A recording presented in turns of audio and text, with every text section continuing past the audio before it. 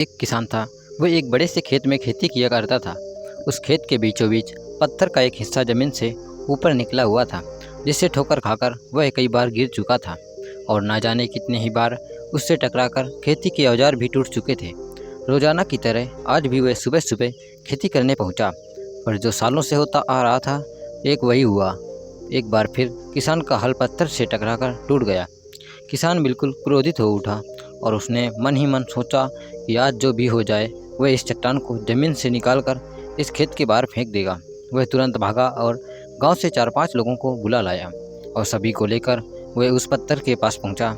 मित्रों, किसान बोला, ये देखो, जमीन से निकले चट्टान के इस हिस्से ने मेरा बहुत नुकसान किया है और आज हम सभी को मिलकर इसे जड़ से निकालना है और खेत के बाहर फेंक देना है।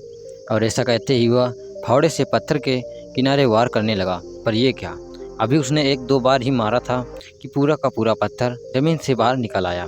साथ खड़े लोग भी अचरज में पड़ गए और उन्हीं में से एक ने हंसते हुए पूछा, क्यों भाई, तुम तो कहते थे कि तुम्हारे खेत के बीच में एक बड़ी सी चट्टान दबी हुई है, पर यह तो एक मामूली सा पत्थर निकला।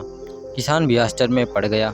सालों में जिसे वह एक भारी भरकम चट्टान समझ रहा था, वह बस एक छोटा सा पत्थर था।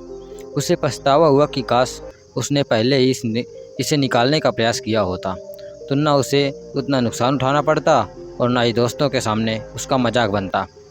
फ्रेंड्स, इस किसान की तरह ही हम कई बार ज़िंदगी में आने वाली छोटी छोटी बाधाओं को बहुत बड़ा समझ लेते हैं और उनसे निपटने की बजाय तकलीफ़ उठाते रहते हैं। ज़रूरत इस बात की है कि हम बिना समय गंवाए उस मुसीबत से लड़े, और जब हम ऐसा करेंगे तो कुछ ही समय में चट्टान सी दिखने वाली समस्या एक छोटे से पत्थर के समान दिखने लगेगी, जिसे हम आसानी से ठोकर मारकर आगे बढ़ सकते हैं। हमारी कहानी अच्छी लगी हो तो हमारे चैनल को सब्सक्राइब कर लीजिए। धन्यवाद।